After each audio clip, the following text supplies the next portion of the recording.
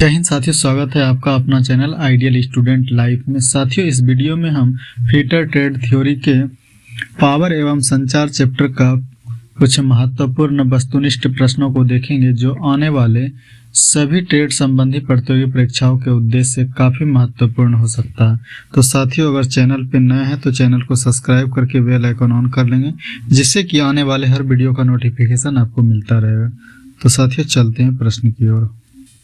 प्रश्न संख्या 1 है, फास्ट पुल्ली वह होती है जिसकी फास्टनिंग शाफ्ट के साथ होती है, जो कि इसका आंसर हो जाएगा ऑप्शन नंबर डी। जो पुल्ली शाफ्ट पर फ्री घूमती है उसे लूज एवं फास्ट पुल्ली कहते हैं।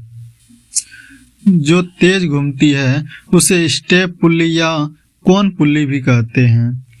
जिस पर वी ग्रुप कटे होते हैं उसे वी ग्रुप पुल्ली कहते हैं। अगला प्रश्न है, बियरिंग का मुख्य कार्य क्या होता है?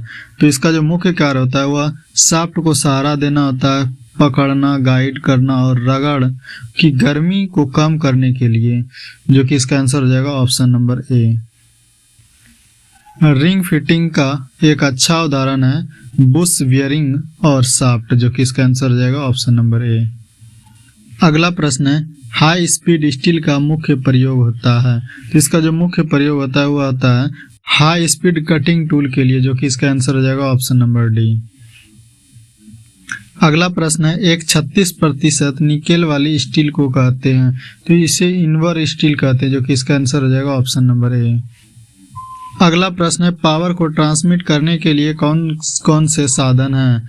तो इसके लिए जो है शाफ्ट है, पुल्ली है, गियर है, तो जो इसका आंसर हो जाएगा उपयुक्त में सभी, जो कि इसका आंसर है ऑप्शन नंबर डी। अगला प्रश्न है, शाफ्ट की प्रकार कौन है? तो उसका जो शाफ्ट का जो प्रकार होता है काउंटर शाफ्ट होता है, क्रैंक शाफ्ट होता है, स्प्लाइंट शाफ्ट होता है, जो कि इसका आंसर हो जाएगा उपयुक्त सभी, जो कि ऑप्शन नंबर डी में है। अगला प्रश्न है, पावर को मोटर से मेन शाफ्ट और मशीन पर ले जाने के लिए किसका प्रयोग किया जाता है? तो इसके लिए जो है बेल्ट का प्रयोग किया जाता है, जो कि इसका आंसर हो जाएगा ऑप्शन नंबर ए। अब ये जो पुल्ली है, पुल्ली एक प्रकार की वृत्ताकार व्हील होती है जिसके सेंटर में एक सुराग बना होता है। इसको शाफ्ट पर फिट किया जाता है और इस प्रकार बेल्ट चढ़ाकर पावर को एक स्थान से दूसरे स्थान तक ट्रांसमिट किया जाता है। यह प्राय cast iron, mild steel, aluminium और कड़ी लकड़ियों से बनाई जाती है।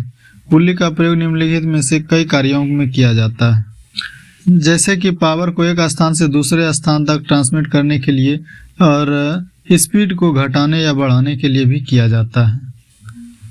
ये जो गियर है, पावर को ट्रांसमिट करने के लिए गियर का प्रयोग भी किया जाता है। इसमें ड्राइवर और ड्रिवन गियर के दांतों को आपस में मैश करके चलाया जाता है। गियर को जो है पावर ट्रांसमिट करते ये समय बेल्ट की तरह स्लिपिंग व क्रीपिंग की संभावना नहीं रहती है। गियर जो है प्राय कास्ट आयरन हुआ, माइल्ड स्टील हुआ, एलॉय स्टील हुआ, ब्रॉन्ज आदि से बनाई जाती है। आजकल जो फाइबर की गियर भी बनाई जाती है। गियर मटेरियल का चुनाव करते समय कार्य की क्षमता को ध्यान में रखा जाता है। और ये जो बियरिंग है, बियरिंग जो है वर्कशॉप में पावर को ट्रांसमिट करने का मुख्य माध्यम शाफ्ट है, क्योंकि शाफ्ट के ऊपर ही कार्य के अनुसार पुल्ली, गियर और कैम आदि को फीड करके पावर को ट्रांसमिट किया जाता है। शाफ्ट जब प्रयोग में लाया जाता है तो जिस माध्यम के द्वारा इसे पकड़ा या सहारा दिया जाता है उसे बियरिंग कहते हैं। अतः बियरिंग एक प्रकार का मशीन का अंग है जिसका प्रयोग शाफ्ट को पकड़ने और सहारा देने के लिए किया जाता है। इसे शाफ्ट को सुगमता से फ्री से चलाया जाता है। और बियरिंग का जो मुख्य उपयोग है, जैसे कि शाफ्ट को सहारा देने के लिए, शाफ्ट को पकड़ने और गाइड करने के लिए भी किया जाता है। गति के समय शाफ्ट पर रगड़ की गर्मी कम हो, इसके लिए भी गियर का प्रयोग करते हैं। अगला प्रश्न है, पावर को मशीन के पार्ट्स तक ट्रांसमिट करने के लिए बेल्ट की तरह के उपकरण का प्रयोग करते हैं, वह है चैन, जो कि इसका आंसर हो जाएगा ऑप्शन नंबर बी। ये चैन जो होता है मशीन पावर को मशीन के पार्ट्स तक ट्रांसमिट करने के लिए बेल्ट की तरह चैन का प्रयोग किया जाता है। चैन प्राय स्टील की बनी होती है, कई लिंक को जोड़कर बनाया जाता है। पावर को ट्रांसमिट करने के लिए चैन को उसके साइज के अनुसार बनाए हुए स्प्रॉकेट पर चढ़ाकर प्रयोग में लाया जाता है। और इसका जो मुख्य उपयोग है, जैसे कि समानांतर फिट की हुई शाफ्ट पर पावर को ट्रांसमिट करने के लिए धनात्मक ड्राइव लेने के लिए अर्थात चैन का प्रयोग करते हैं। स्लीपिंग, और इसमें जो होता है स्लीपिंग और क्रीपिंग की संभावना नहीं रहती है, जैसे कि बेल्ट और पुल्ली में होती है। बेल्ट की अपेक्षा अधिक शक्ति से पावर को ट्रांसमिट करता है। अगला प्रश्न है, चैन के कौन कौन से प्रकार हैं? तो चैन का जो प्रकार है, जैसे रोलर चैन होता है, साइलेंट चैन होता है, डिटैचेबल लिंक चैन होता है, जो कि इसका आंसर हो जाएगा उपयुक्त सभी, जो कि ऑप्शन नंबर डी में है। अगला प्रश्न है, किसका प्रयोग ड्राइवर और ड्रिवन यूनिटों को जोड़ने और अलग करने के लिए किया जाता है? तो इसके लिए जो है क्लच का प्रयोग करते हैं, जो कि इसका आंसर हो जाएगा ऑप्शन नंबर सी। और ये क्लच होता क्या है? तो क्लच जो है पावर को ट्रांसमिट करते समय चाल के साथ पावर जब बार बार संलग्न करने या अलग करने की आवश्यकता होती है तो वो क्लच का प्रयोग किया जाता है। क्लच का अधिकतर प्रयोग ऑटोमोबाइल में किया जाता है। अगला प्रश्न है, साधारण नियम के अनुसार बियरिंग का तापमान कितना अधिकतम होना चाहिए? तो इसका अधिकतम जो है 60 डिग्री से 70 डिग्री सेल्सियस तक होनी चाहिए, जो कि इसका आंसर हो जाएगा ऑप्शन नंबर ए। अगला प्रश्न है, किस गियर को हैरिंग बोन गियर भी कहते हैं? तो ये डबल हेलिकल गियर, जो कि इसका आंसर हो जाएगा ऑप्शन नंबर बी। अगला प्रश्न है, गियर की दांतों की मरम्मत की जाती है? तो इसका जो मरम्मत की जाती है, जैसे डॉवटेल फिटिंग द्वारा, स्क्रूइंग द्वारा, रिवॉटिंग द्वारा, जो कि इसका आंसर हो जाएगा उपयुक्त में सभी, जो कि ऑप्शन नंबर डी में है। अगला प्रश्न है, आउटसाइड सर्कल और पिच सर्कल के बीच की दूरी को कहते हैं? तो इसे अडेंडम कहते हैं, जो कि इसका आंसर हो जाएगा ऑप्शन नंबर सी। अगला प्रश्न है, गियर के दांत को पिच सर्कल से सीधे रेखा में माप लिया जाए तो वह क्या कहलाएगा? तो विड्थ ऑफ टूथ कहलाएगा, जो कि इसका आंसर हो जाएगा ऑप्शन नंबर ए। अगला प्रश्न है, यदि दो गियरों को आपस में मैश किया जाए तो एक गियर के दांत के टॉप और दूसरी गियर के दांत के रूट के बीच में जो गैप बनती है वह क्या कहलाती है? तो उसे जो है क्लीयरेंस कहते हैं, जो कि इसका आंसर हो जाएगा ऑप्शन नंबर बी। अगला प्रश्न है, कौन कौन कपलिंग प्रयोग में लाई जाती है? तो ये जो है muff coupling, flange coupling, universal coupling, यानी कि ये तीनों का प्रयोग करते हैं, जो कि इसका आंसर हो जाएगा उपयुक्त सभी, जो कि ऑप्शन नंबर डी में है। अगला प्रश्न है, किस विधि में बेल्ट के सिरों को स्टील की एक क्लिप द्वारा जोड़ा जाता है? तो ये जो है क्लिपिंग द्वारा, जो कि इसका आंसर हो जाएगा ऑप्शन नंबर सी।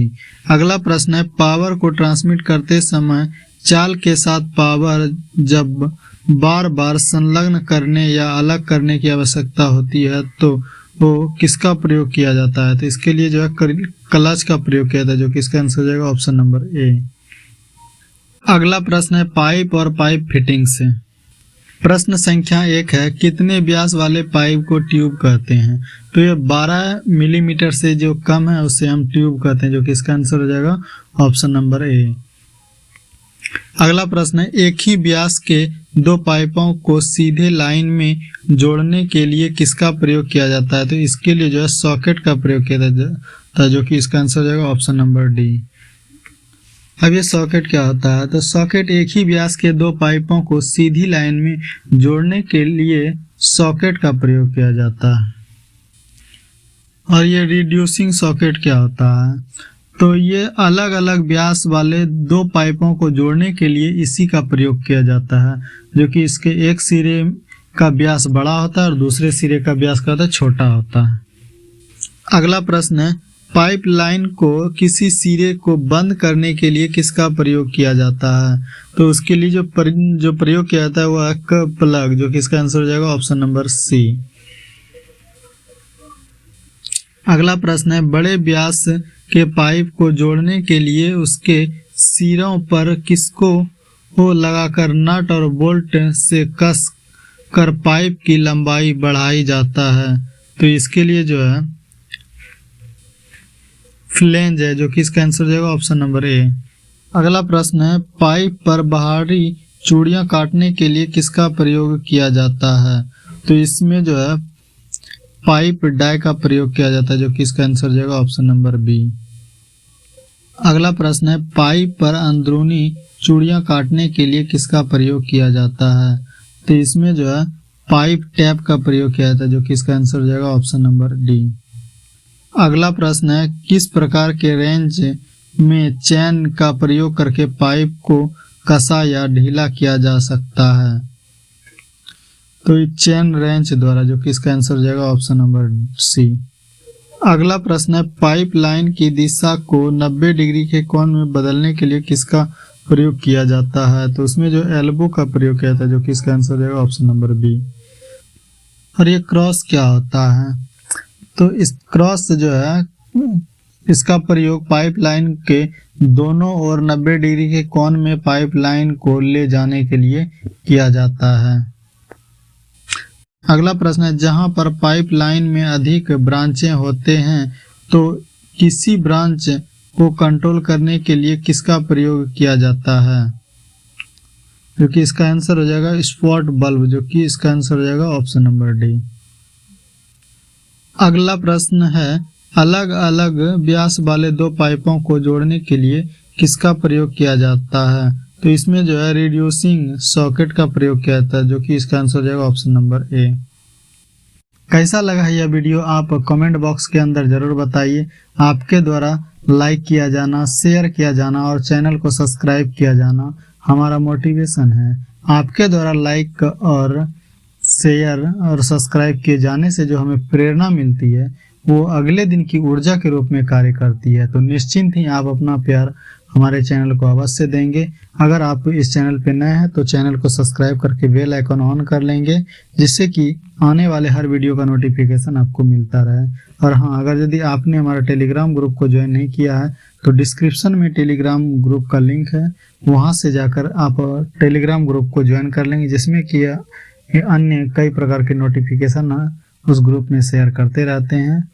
और अगर यदि इस वीडियो का PDF चाहिए तो उसी ग्रुप में अवेलेबल रहेगा। तो फिलहाल के लिए इतना ही। बड़ों का सम्मान करें, छोटों को प्यार दें। मिलते हैं अगले वीडियो में, तब तक के लिए जय हिंद, वंदे मातरम।